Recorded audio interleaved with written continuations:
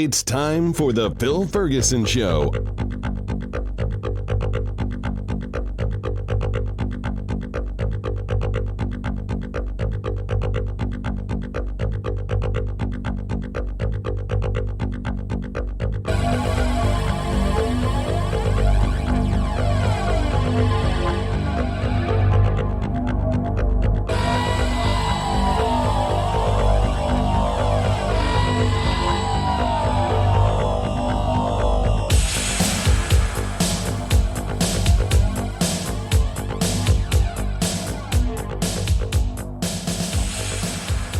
This is Phil Ferguson, and you are listening to the cleverly titled The Phil Ferguson Show. Welcome. I thank you for being here. I appreciate it very, very much. Fantastic show today. I have a little segment, storytelling time, about an SEC examination. I don't want to spoil it all for you. That's going to be a little later on. I also have kind of a follow-up, an educational thing. A lot of people ask me to discuss how I handle solar panel purchase or the car purchase. I already talked about the car thing too much, but they were curious about how do I do that and how do I set that up. So that's a little segment on shopping for home improvements, I guess. Whether it is new kitchen cabinets, a floor, or in this case, solar panels, some ideas that maybe are helpful for you to use when you're out seeking bids for some work to be done on your house. But that's going to all be there. And of course, the SEC examination is over, so that's good. Other things. One more update. I think this will probably be the last, but everything from TD Ameritrade moved to Schwab.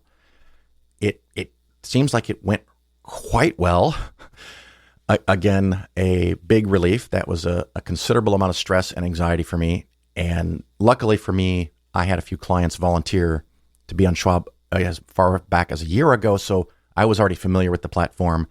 Hopefully, any of you that are clients of Polaris Financial Planning have gone. If you've not, please do go log on to Schwab, schwaballiance.com, and make sure your account for your login ID is correct. I don't want to use the word account because you have accounts once you log in. So make sure your login ID and password are correct.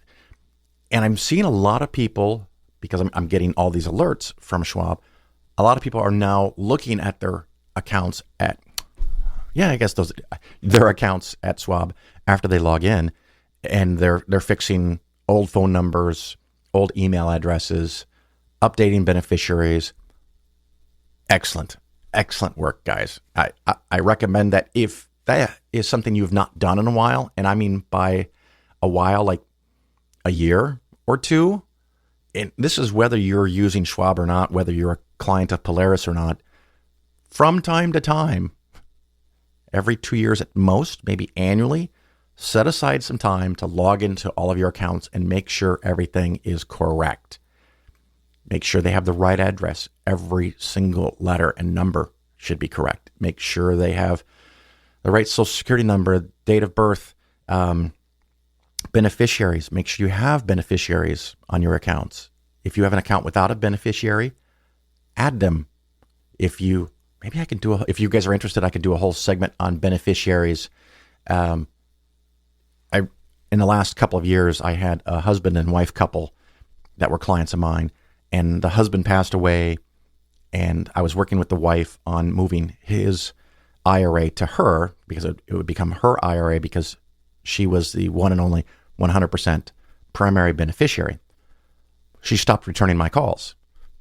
I'd call, I'd email, nothing. Several months goes by, and then I get notified by a member of the family that she has died as well. And this is one of those things when I have a significant number of clients, and some of them I get to know a lot about, and they get to know a lot about me. Fucking heartbreaking. That's probably the worst part of this damn job. When someone passes away, it's never good. It's probably never going to be good. I don't know that I want it to be good. But anyway, this person calls and notifies me, and I'm like, well, that's probably why my calls and emails weren't being answered. That makes sense. And they said to me, cool, I am the executor of the will. I want you to take all the money from both the husband and wife and put it in one check and send it to me, and I'll distribute it evenly to the 4 kids. And I was like, there's so much wrong with that I don't even know where to start. And the big problem here is with the beneficiaries, because he passed away first, the husband in this case, and the one and only primary beneficiary is the wife. So all of his money goes to her, not to his 2 kids, because he died first. So when she dies, everything that's hers, including his IRA, even if it hadn't been processed yet, it's her IRA now.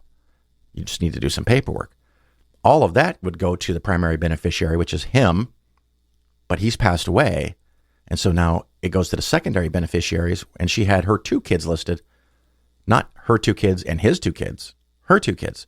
So her 2 kids get all of his and her money 50-50. It's not a 4-way split. It's a 2-way split. And this lady, who was very nice, who was the executor of the will, says, but the will clearly says everything gets split 4 ways.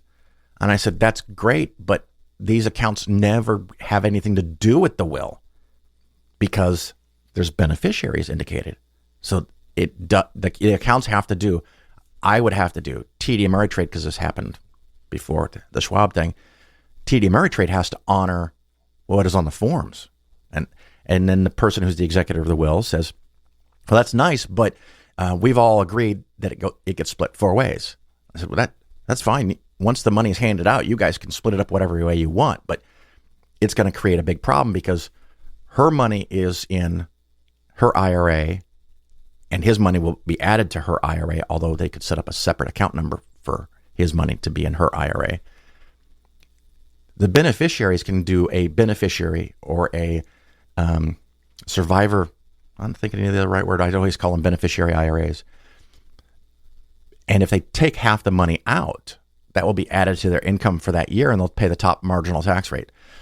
So if you say, hey, the 2 of us got the money and we're going to give half of what we got to these other 2 adults, you could sell half the stuff. You could remove half the stuff out of your account, but all of that's going to count as earned income stacked on top of the income you make for that year, and you're going to have to pay the marginal tax rate. So who pays that tax, right? So if you get $500,000 and you take out $250,000 and that gets stacked on top of your $50,000 income, you made $300,000 for that year, you're probably paying around 30% tax on that $250,000 that you take out. So that's going to be like 80 grand. Is the person receiving that money going to pay the 80 grand in your tax bill, or are you? And if you pay 80 grand, you don't get to keep 250, the other half of the 500,000. You get 250 minus 80 grand because you got to come up with 80 grand somewhere. And if you don't have 80 grand somewhere sitting around already, you might have to sell even more of your IRA, your beneficiary IRA, to pay the 80 grand tax bill. So it gets wicked. It gets complicated, and you're going to have an attorney. You might have to go to probate. The executor of the will be involved, but has very little control on anything that has to do with the IRAs. Anyway, really long way of saying, make sure you know how your beneficiaries are set up, and they are set up the way you want them to be. If you have questions, you can ask me. You have questions, you can call Schwab. You might even want an attorney.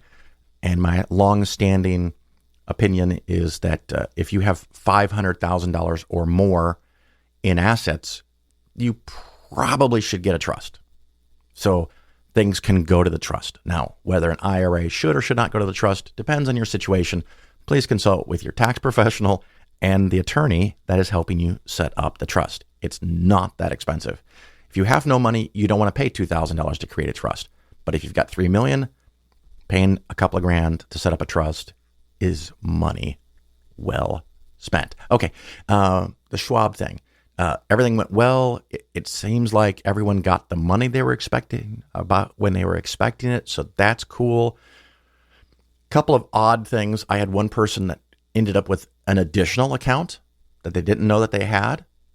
And we figured out the reason for that. And I don't want to go into it, but it made a lot of sense. But we took care of that. I found out there was a client that had an old account at TD Ameritrade that they didn't know about, and it moved over. And for whatever reason, Schwab decided to use the contact information from that one old account and applied that to the newer accounts. So we had to get that fixed. Very frequently, if there are two people involved, husband, wife, husband and wife, whatever, when everything moved to Schwab, all of those shared views, so when you log in, you can see yours and your spouse's accounts, all of those broke on purpose. That was expected. So you have to go through a couple of steps to get each other to see the other's accounts, or one person, whoever does it, to see the accounts. I honestly, it was less work than I was expecting. Maybe it's because I prepared so much in advance. I did find out, and I'm still updating the tools that I've made over the last 25 years in Excel to take the data from Schwab. And I quickly realized how interconnected all of my processes are. And so when I run one routine, it doesn't work because it's running off the TD Ameritrade account numbers. So I've got to fix that. So that's 10 minutes, 60 minutes, hour of work, whatever. And then I go to do the next thing and it doesn't work. So it had to propagate through all of my processes. I think I'm now done with that. So that only took 9 days. It wasn't work all day, but it was something that was a little more effort than I was thinking about, because I had forgotten how intertwined and how linked all of these things that I do to look at your accounts are. One downside for me as a business person, as running Polaris, it is not as easy on the Schwab platform for me to see when people have added or removed money. So until I can get that figured out, or until Schwab creates an easy way for me to see that, if you need to take money out, if you choose to take money out, or you choose to add money, let me know. If it's $200 or $300 or $500, you don't have to let me know. But if you add $20,000, in the past at TD Ameritrade, every day I'd open up the TD Ameritrade website and I could see a long list of activities. And one of those activities was new cash has shown up. Woohoo! Someone put in $20,000. I don't think I have that now at Schwab. If I go look at your account, I can easily see that you added $20,000.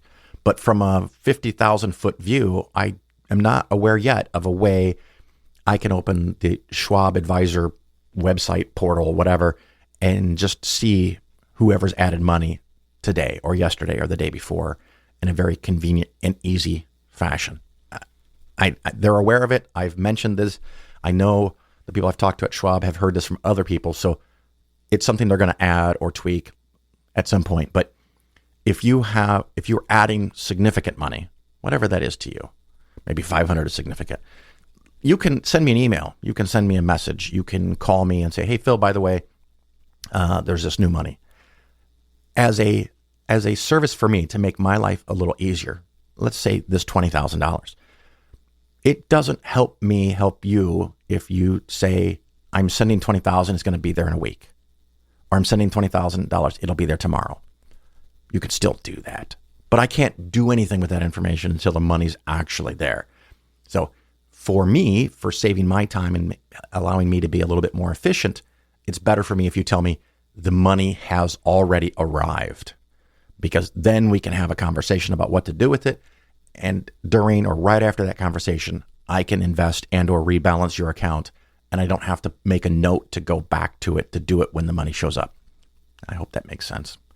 Anywho, that's a lot of stuff already. We'll take a quick break and we'll listen to some home improvement ideas and strategies, how I do it.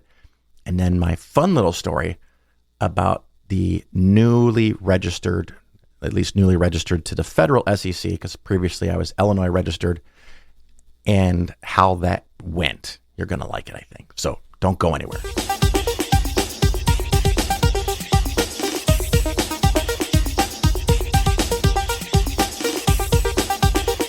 poor! You don't have to be poor anymore! Jesus is here! The Phil Ferguson Show is for educational and entertainment purposes only. Nothing said on the show should be interpreted as personalized investment advice. Investments should be based on your personal situation, and you, of course, should consult with your financial advisor or tax professional before taking any actions. I just want to take a minute and talk about money. I know I always talk about money, but I guess money and efficiency and economy and how to be more efficient with your bills, your utilities, things like that. So the first thing I wanted to let everybody know, I'm delighted, surprised, but delighted. A lot of email in reference to the dehumidifier that I mentioned, I don't know, 1 or 2 episodes ago. It is from a company called Midea. I'm pretty sure it's South Korean, but I may be mistaken. I bought one of these. Mine's a 20-pint dehumidifier, give or take, just under $200, although Amazon apparently is having trouble keeping them in, and the price went up. I think the one that I got was either now $220 or $230. So you're going to have to look at that, and maybe you can get them at different home goods stores or research the company Midea, Midea, and it's the first ever I've seen of a really different way to set up a dehumidifier. And it's basically 2 stacking cubes like little Russian dolls or something. And you pull out the center part, which completely comes out of the bottom part, which is a bucket. You spin it 90 degrees, and then it sits on these little brackets. And the beautiful thing about it is it will pull in humid air from 4 sides and shoot the dehumidified air straight up. So it actually circulates the air in your space really well. It pulls out a lot of water, and I've seen, I don't remember where they were claiming they were rated, but for 2023 anyway, it was the most efficient dehumidifier that they've ever tested. I love this thing. The amount of power it pulls is, I don't know, half of what an old-timey dehumidifier does. So, I mean, that's going to save you money.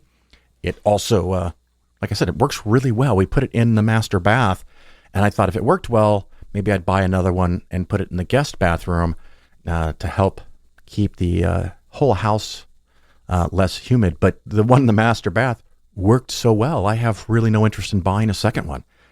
It has helped reduce the overall humidity in the house. And of course, if you live in a desert, this is not for you, but if you live somewhere where it's really humid, the nice thing is that you might be able to increase the temperature of your air conditioner a couple degrees. So from 72 to 74, from 74 to 77, whatever makes you feel comfortable, because if the air in your house is dry, and if you have a nice ceiling fan or a nice floor fan, if you have dry, moving air, you don't need it to be as cold. So you can get better results, I think, if you're in a humid environment by focusing more on taking out the humidity. And this thing does, of course, create heat. It makes the master bathroom a couple of degrees warmer than the bedroom. But honestly, for us, when I wake up in the morning, I don't want to go in a cold air-conditioned bathroom. An extra degree or 2 of temperature is quite appreciated. So it's a Midea 20-pint cube dehumidifier. It's available on Amazon. It's probably available in other stores, but just really clever. They spent a lot of time and effort thinking to themselves, okay, instead of just trying to make a dehumidifier like everybody else makes. I mean, you've seen these, you've used these. The dehumidifier hasn't basically changed for probably 50 years. And this is kind of a new approach on it where efficiency was really important. And so I love efficiency. Like when I'm going to do my new electric car, I'll talk about that a lot. And of course, I have the solar panels. And the reason I bring the solar panels up now with this conversation is because I have gotten a couple of emails, and I'm delighted to have them. And I'm working on getting in a friend of mine who's an expert on solar panel and solar panel installation so we can have a conversation to make it more conversational. But the question that I got in an email absolutely delightful email, and thank you for asking these questions. They found a company that would show up at your house and look at your bills and do all this stuff for free, and then they would recommend what you would do to make your house more insulated, more efficient, all the things that you could do, and they're going to do all that for free. No, because as soon as it's free, that's like not one red flag, that's two red flags. Why in the fuck would they do that? Now, if it's the actual utility, the power company coming to give you a workup on your house because they want you to use less electricity so they don't have to spend billions of dollars building one more power plant, okay, that makes sense because I understand why they're doing it. They're not doing it to be nice to you. They're doing it to save money, and that makes sense.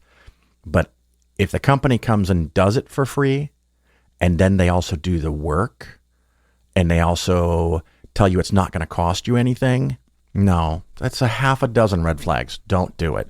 So the question that I've gotten a few people that have asked me is, how do you do this stuff? And so some of the things that I do, first of all, if you're going to put in a heat pump, if you're going to change your windows or put in house insulation or redo your roof or put on solar panels, there's some things that you can do in each one of those, even though they're different jobs, that it's the same process, at least for me. The first thing is you want to secure the financing, the funds, the money, the cash of how the work's going to be paid for before you talk to anybody about doing the work.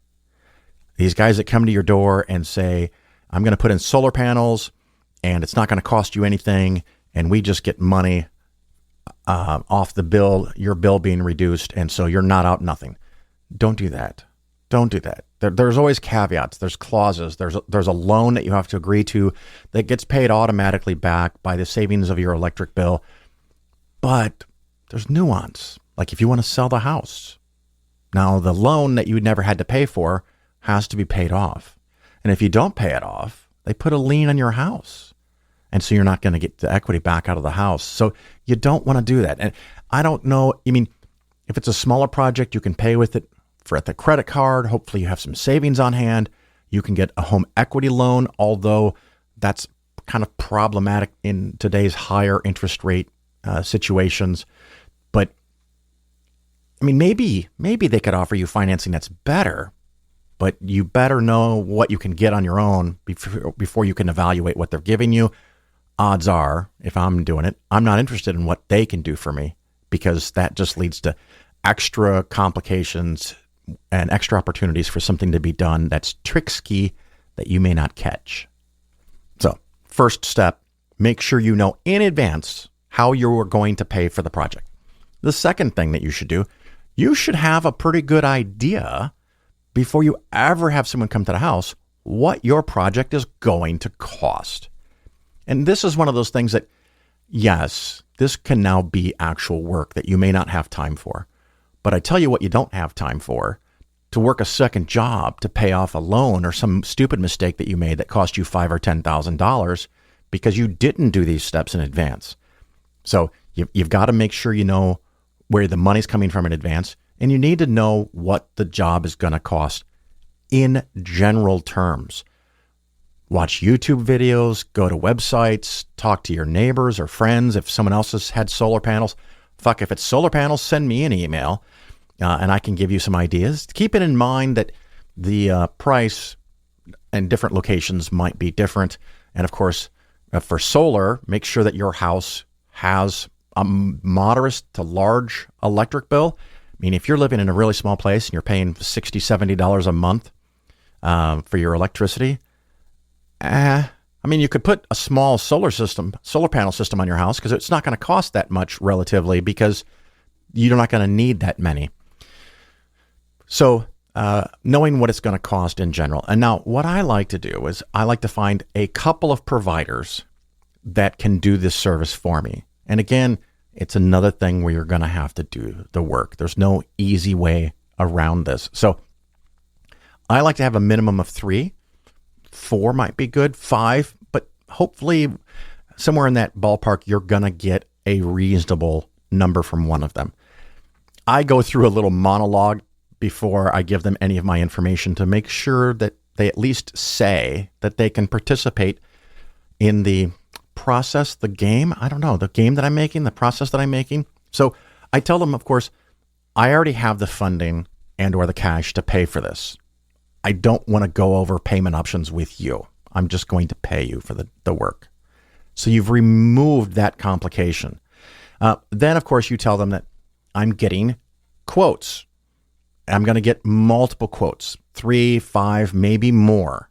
And so they know right off the bat that there's only a chance that you're going to hire them.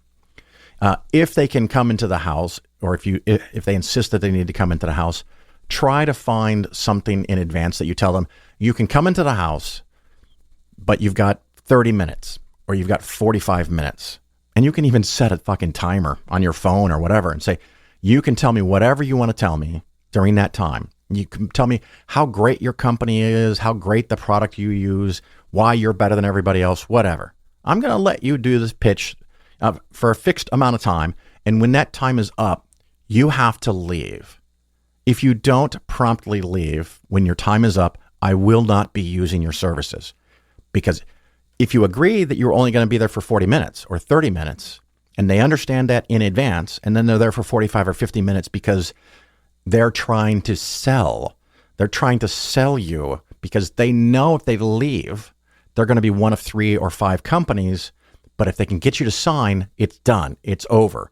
So you have to make sure they understand before you even start, before they even come in the house. Hey, I'm giving you 30 minutes to look around, whatever. And if you need to take information back with you and then send me a quote, that's cool. You have 30 minutes. If you can't do it in 30 minutes, tell me now. But whatever that time limit is that you agree to, make sure that they understand if they take longer than that, they have eliminated themselves from the process. You need to be a dick about this kind of stuff. Don't put up with any arguments or but this or but that. And so I come on, I start this process pretty harsh. So like I said, I tell them I have the money already. I tell them I know what it costs. I tell them I'm getting multiple bids. And then you can add conditions to the bid process. Like if they have to come to the house, you're going to give them 30 minutes. When I did solar, of course, I had the convenience advantage that I already knew how it worked. You don't have to explain to me how it works. I tell them that while the price will not be the only factor I use to determine who to hire, it's going to be really important. So you have to be in the ballpark for getting further consideration. And I'm also thinking one other thing is one price. Give me one price, one rock bottom price, what it's going to be, and put it in writing.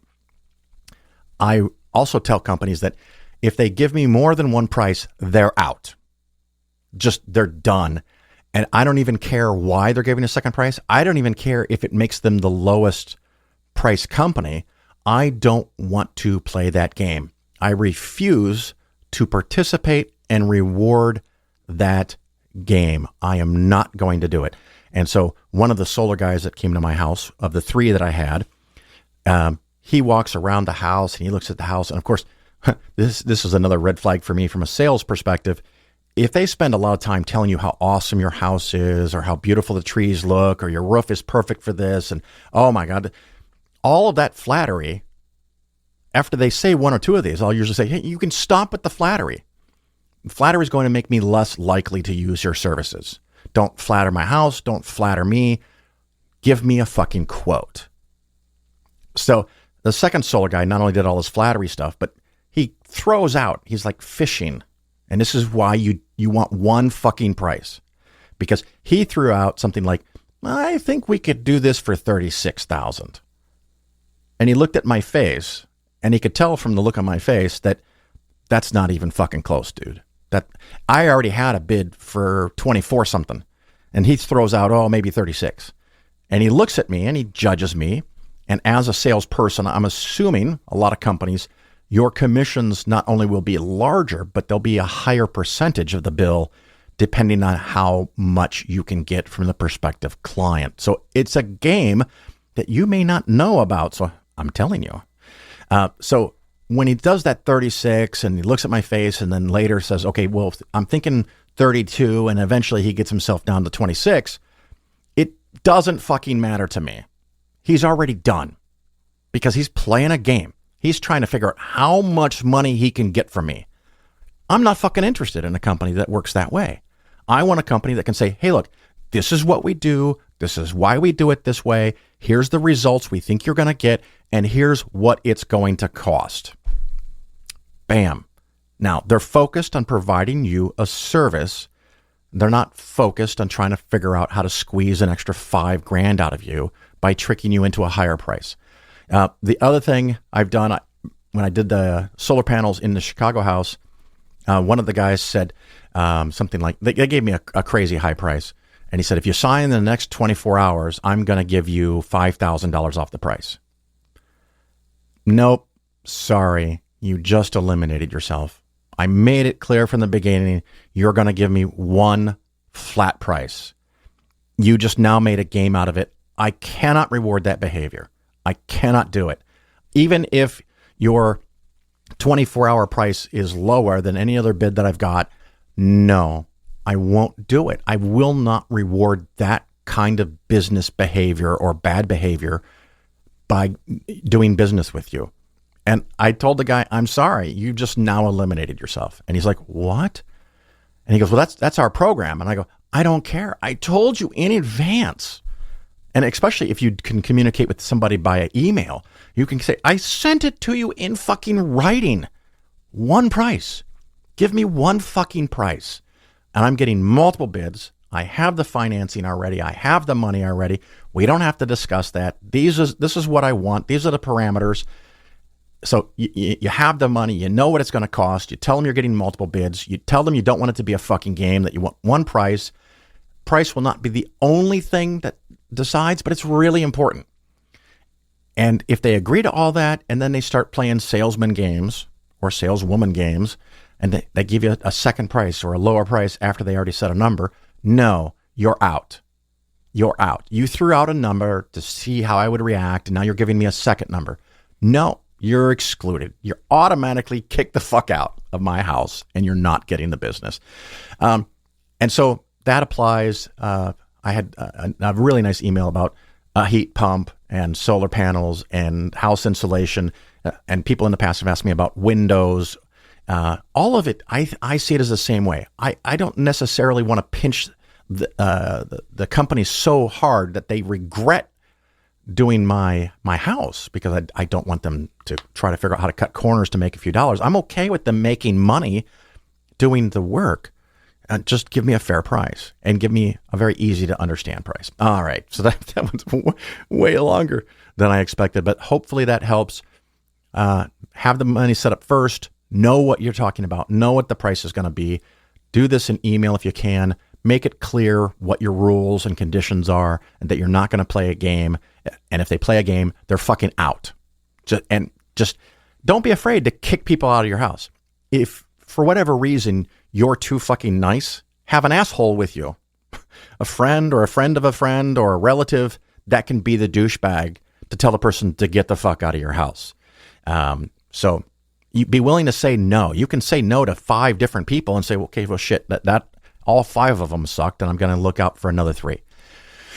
Anyway, some thoughts and ideas on home improvement techniques to keep the cost reasonable, to make it less painful, even though you might have to be a jerk about it. I don't know. I hope that helps. Let me know. Let me know if it helps, or if you have some better way of doing it, because maybe someone's got something better figured out than I've got figured out. So that's some thoughts on how to, seek out people that can do home improvements.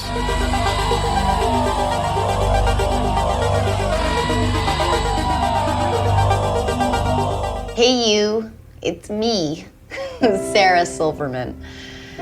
You know, lately I've noticed a lot of really sad, really long commercials on TV with like grossly sick, emaciated people from all over the world. And it turns out they look that way because they don't have food. And I know what you're thinking. If you don't like it, Silverman, TiVo passed it. I did. You still see them. Especially because, like, I have a 48-inch plasma high-def TV, so every devastating image is in, like, brilliant, crisp, vivid, like they're in my apartment, you know. So how do I get these people out of my apartment, basically? And I think I figured it out. Like, all I have to do is end world hunger. And then I'm like, okay, how are you gonna end world hunger? And then it hit me. Sell the Vatican, feed the world.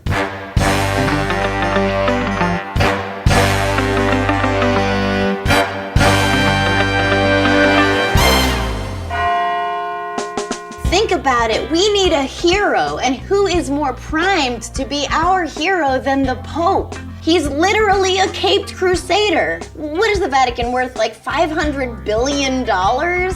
This is great. Sell the Vatican, take a big chunk of that money, build a gorgeous condominium for you and all of your friends to live in, all the amenities, swimming pool, tennis court, water slide. And with the money left over, feed the whole fucking world. You preach to live humbly, and I totally agree. So now maybe it's time for you to move out of your house that is a city. On an ego level alone, you will be the biggest hero in the history of ever. And by the way, any involvement in the Holocaust, bygones. I know some of you out there are like, well, why don't those bums get a job like the rest of us? Well, did you know that the average Arby's employee in Ethiopia only gets paid nothing an hour because they don't have one. They don't have one. The bottom line is this. If you sell the Vatican and you take that money and you use it to feed every single human being on the planet, you will get crazy pussy. All the pussy. And I don't mean literally. That might not be your cup of tea. I don't know what your version of all the pussy is. But you'll get all the pussy. Amen.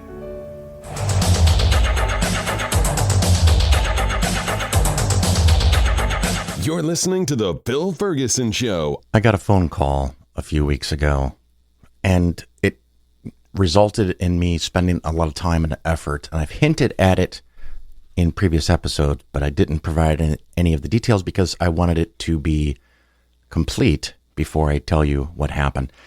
And I'm at a stage where I think it's complete, and you'll understand when I get to the end. So anyway, couple weeks ago, month ago, 6 weeks ago, God, I don't remember. I get a phone call from a number I don't know from Miami, Florida. And normally I just wouldn't answer because I get a lot of phone calls of people wanting me to sell stuff for them to my clients to rip them off. But I don't do that. So I just ignore the phone calls. Well, I got this phone call from Miami. Shows Miami on my phone at least.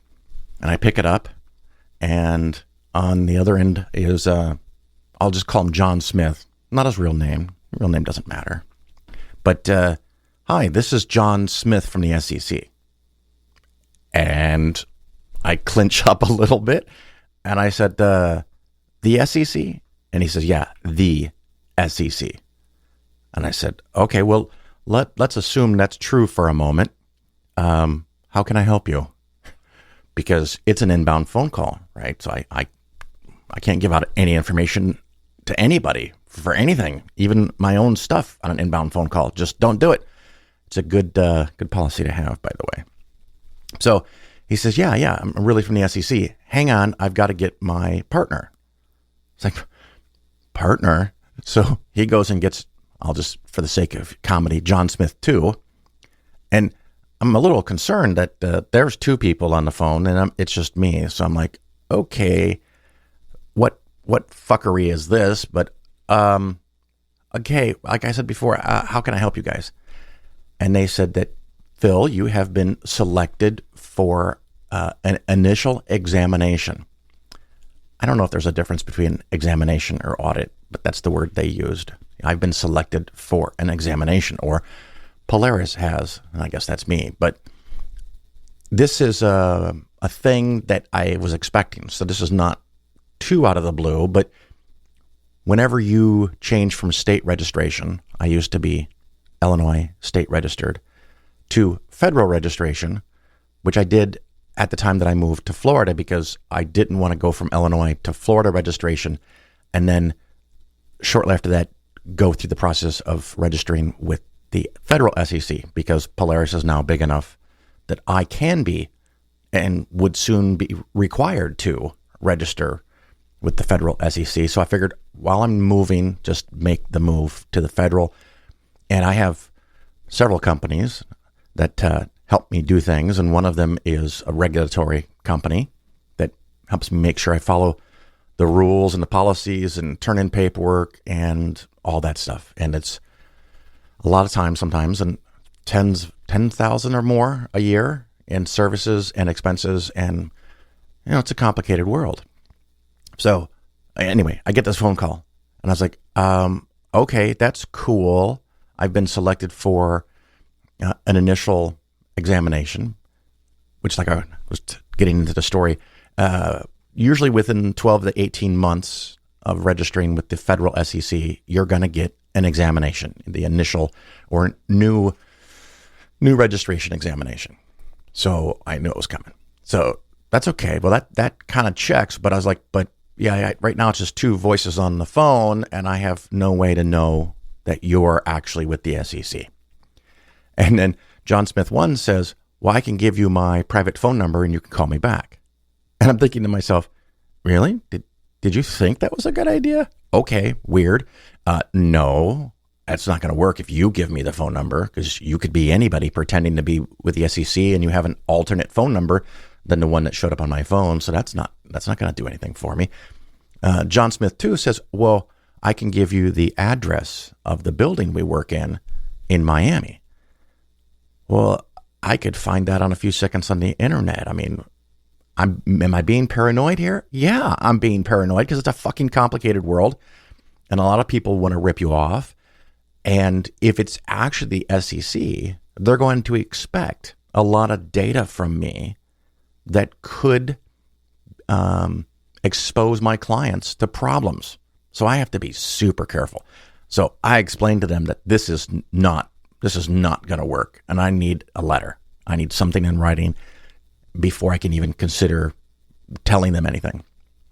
And they said, that's cool. We're going to send you a letter, but we like to call people first to tell them there's a letter coming. Okay. Well, I guess then now I've been told, and I'll watch the mail. Thankfully, the office faces the street, so I can see when the mailman comes each day. And they said, no, we're going to email it to you. Really? You're going to... Oh, okay. Cool then. I guess I'll wait for that. And a couple of hours later, I get an email from somebody, and I don't remember what the company name is, but it's some kind of security platform. I think it was like, I know it's not VIX, but Zix or something like that, some weird name, Zip. And it's basic text, like HTML, and there's a button that says, click here. And it's gray. It's a grayscale. It's gray and black and white. And I was like, that's weird. And then below, there's a thing that says, if the button doesn't work, copy and paste this into your browser.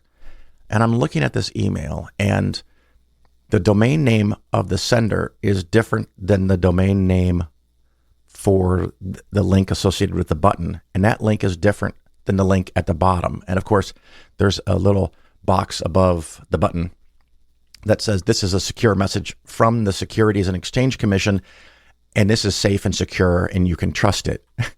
And I'm like, when you're trying that hard, I'm now more paranoid. I honestly don't know how to proceed. At least I know how to proceed. I got to find out more information. So I called my regulatory agent, my company I use, previously mentioned, and they said, no, that's how they do that. And I said, what? And they said, yeah, that's the system they use. That's what the email looks like. Yada, yada, yada. So I'm like, okay. So I let that soak in for a while, and it was already late in the day. So I was like, I'll work on this tomorrow. So I get up in the morning and I call the SEC. And I said, I want to talk to John Smith in the Miami office. And they said, hold please. They transfer him, and the phone gets picked up. Hi, this is John Smith. And I said, hi, John, this is Phil Ferguson. He goes, hey, Phil, how's it going? I said, what? It's going pretty good, John. It sounded like you knew my name when you answered the phone. And he says, I do. And I said, why do you know my name? And he figures it out in a second here. And he says, oh, because you've been selected for a new registration examination by the SEC. And I said, okay. When was the last time we talked, John? And he said, yesterday. I said, okay. What time did we talk yesterday? And he said, about 4:55 p.m., which is another thing that I had a bone to pick. When you call somebody and then send them a message and then you're not there because they started this process at 4:55 Eastern time, and sometime shortly after 5, they left the office. So I had to wait till the next day. And so now at least I know that I'm talking to the person that I talked to yesterday. And he says, well, give me a minute. I got to go get my partner. So John Smith 1 and John Smith 2 are now on the phone. And they do explain to me that they always have 2 agents on the phone, so there's no confusion or misunderstanding. And I was like, well, that sounds like a great idea, but I don't have a second person. I kind of feel at a disadvantage. And they said, did you read the letter? And I said, no, I didn't read the letter. I can't get past the email that you sent me. And they go, what do you mean? And I said, well, to be fair, this email you sent looks janky as fuck. I'm sorry. I'm just going to call it like I see it. And yes, those are the words that I used. I talk like that. That's just whatever. If they have a problem with it, okay, I'll hear about it. But I told them it was janky as fuck and it did not build confidence. And they're like, well, we've been using this for more than 10 years and no one's ever had a problem with it. And I said, as far as functionality, I don't know if it works or not because I haven't clicked on it. But dudes, really, this is not cool. This you gotta have something better than this, really, please. But I said, okay, now I've confirmed that you guys actually work for the SEC because I went through the SEC 1-800 number. My company that helps me with registration and legal stuff confirmed that this is how it works. So, okay, it seems like you guys are legit. And then they go on to tell me that probably less than 2% of all advisors, all brokerage firms, all agencies that they contact, less than 2% spend the amount of time that I spent to make sure I know who I'm talking to. So at this point, I get off the phone and I click on the link and it takes me to a portal for the SEC, which, they could have just sent me an email saying, please sign on to this portal. And now it's a .gov thing, not a .com thing. So that helps. Anywho, I open the letter and, it's pretty much what I expected. And it's real formal. You may have learned back in high school or college how to format a business letter. And it's got the information of the sender and the information of who it's going to, and all that information is there. And then it says, Dear Mr. Miller. And I freeze. You listen to the show, you probably know my last name is Ferguson, right? It's in the title of the fucking show. But the letter says, Dear Mr. Miller. And I read a couple lines further and there's a letter missing from the front of a word. And so I used this new portal that I registered and I said, hey, I'm a little confused here. It has my name and address on the top, I guess. But the salutation is to Mr. Miller.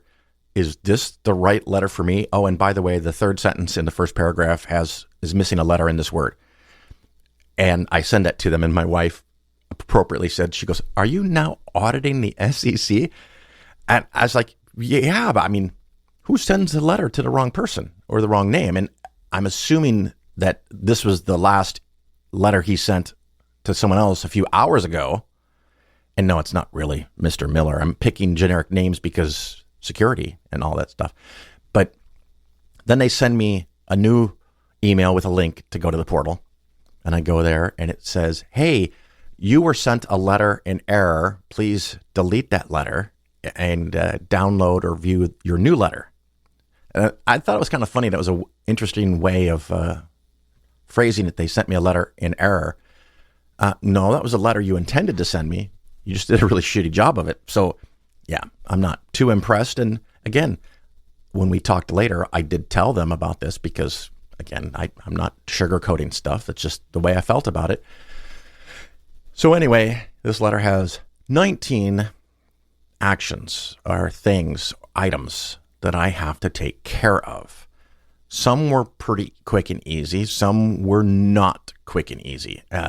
On the easy side, for example, I had to provide a flow chart for anyone over a certain level of management within my company. So, what I did, I responded, item number 1, question of management. I am the one and only employee, always have been, always will be. Is this sufficient for your needs? If not, if you need something else, because I got a survey, not an audit, from California twice now over the past years, where I had to make an actual, like a flowchart document and put Polaris Financial Planning and the date and then a box. And then in the box it says Phil Ferguson, owner, CEO, chief monkey, whatever, monkey chief, and then nothing else. But the SEC was like, no, that's cool. You just confirmed that. They also had a question about what are your policies and procedures for trading, handling, whatever, cryptocurrencies. And I said, I have no policies and procedures for handling cryptocurrency. I consider it a Ponzi scheme. And further, I don't have policies and procedures specifically on how to handle any other Ponzi scheme. So they're looking, at least they're starting to look at whoever's promoting, selling crypto bullshit, but it's not me. So they didn't say anything about that. One of the items was they required that I send them line level detail of everything, every client, every position, every lot of each position, the cost basis and the current market value as of a specific day. That took a while. That was like 10,000, 8,000, 10,000 lines of data that I had to get to them. And a various assortment of other things, and even coming back to asking more questions about crypto, where I gave my same snarky answers. And they sent me a few follow-up emails. How about this? How about that? How about this? And I answered them. And one of them was, hey, do you have all of the information on your podcast? Because you didn't upload that in the section about marketing. So I honestly didn't think about it, but yeah, that's fair. Okay, that qualifies under advertising based on the rules. And then I responded back to them that I have the audio for every single episode. However, each audio file is about 20 times the size of your upload limit on your portal. Is there somewhere else you'd like me to send these 500 audio files? Not quite 500, but I'm getting close. And I said, or you could listen to them through any good podcast player without me uploading any data because they're available to the public. So they said, no, we'll just listen to them on through a podcast player. So, okay. Couple more requests for things and then silence for several weeks. Then they want to set up an appointment to talk to me to follow up on their examination. And, I'm barely containing my anxiety and paranoia and concern because I think I'm doing everything right, at least as far as the rules and the regulations. I'm absolutely positive what I'm doing is perfectly ethical, although that may not be part of their examination because they can't judge. I guess they could judge, but if you're not breaking a rule or a law.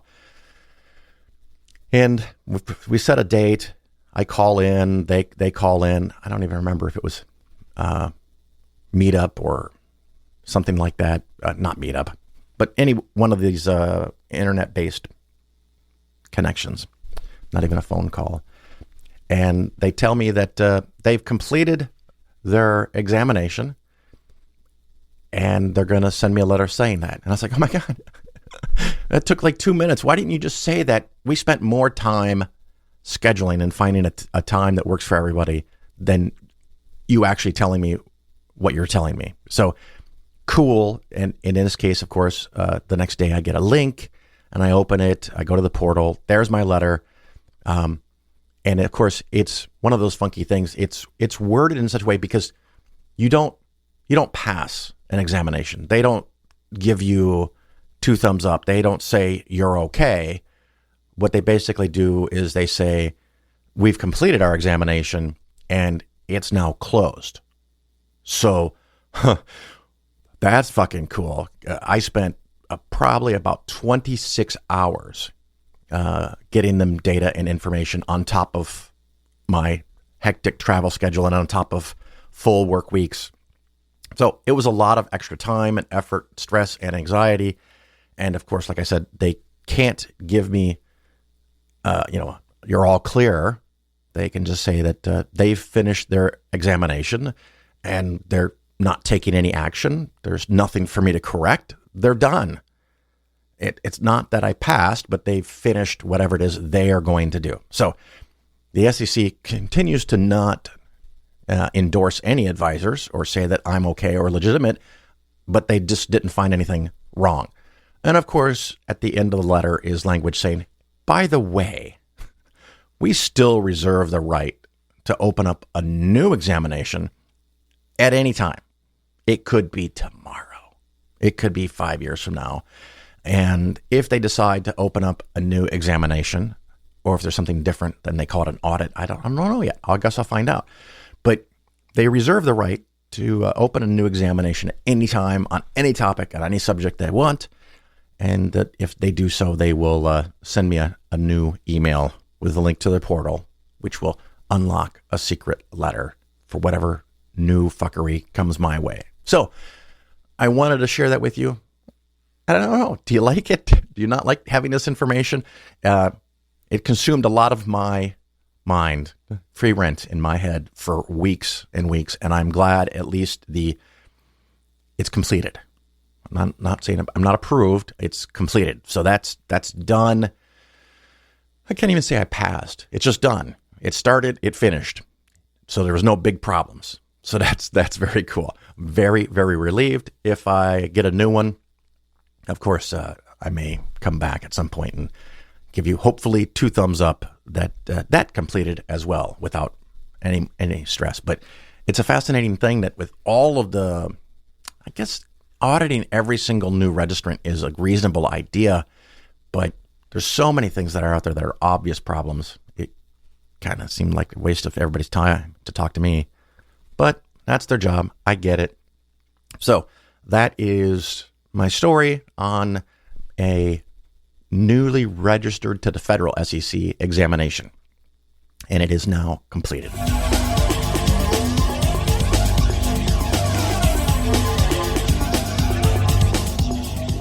And you walk up to the pearly gates and you are confronted by God.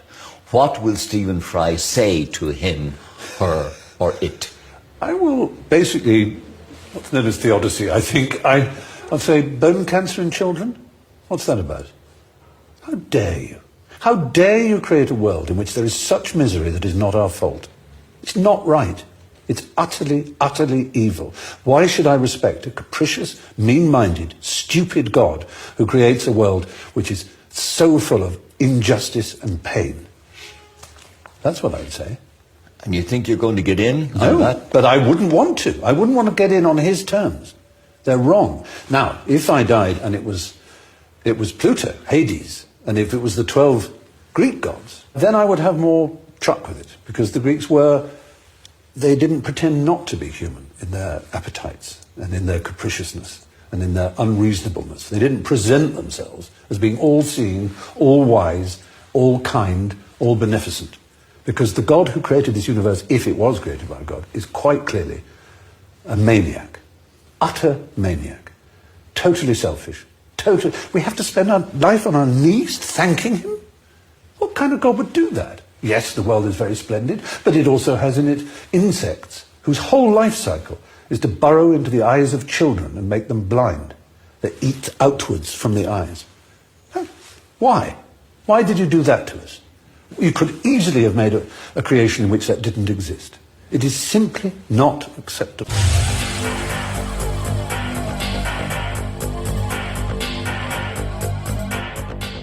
You're listening to The Phil Ferguson Show. Well, thank you so much for being here and listening to the show. Greatly appreciate it. If you are up to it, go leave a 5-star review somewhere for the podcast. That would help me out a lot.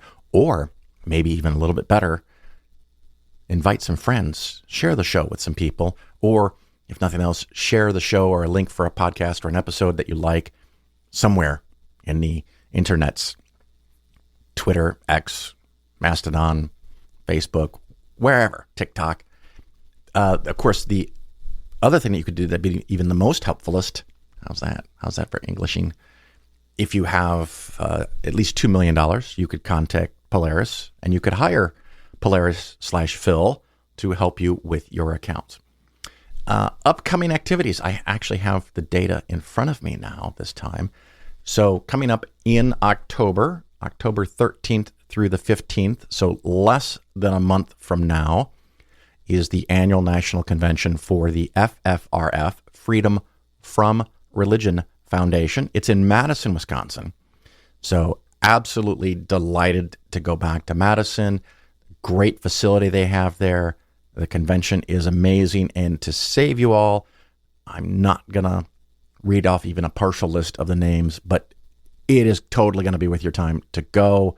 Yeah, you can find this. Just Google FFRF 2023 convention, register, very reasonable prices, and come join us. Go out in public, for fuck's sake, and see other people. If Madison is not to your liking for whatever reason, the next convention after that I'm going to is CSI Con from the Center for Inquiry? Yeah, CSI Con in Las Vegas, and that's in late October, 26th through 29th at the Flamingo Hotel and, convention center, I guess, in Las Vegas. So, of course, that's always fun. And the list of speakers there is absolutely staggering, amazing. And there's going to be at least 2 people that I know that can speak Italian. So maybe I get some Italian practice. If you speak Italian and you go to one of these conventions, definitely come up and say hello. But that's where I'm going in the next few weeks. Also have a quick trip to visit some family in Colorado, and maybe a longer trip that I might talk about when I get back from it. And then, of course, there's Thanksgiving and the holidays and New Year's. And oh, my God, how did my calendar get so full? I got a lot to do, but, living life to the max. Hopefully you are too. But if you do go to one of these events and you see me, please do come up and say hi, introduce yourself. I'd be happy to talk to you anew or revisit or hug if that's your thing. I'm cool with that. But I'm going to wrap up the show. That's it for now. I'll talk to you later. Ciao.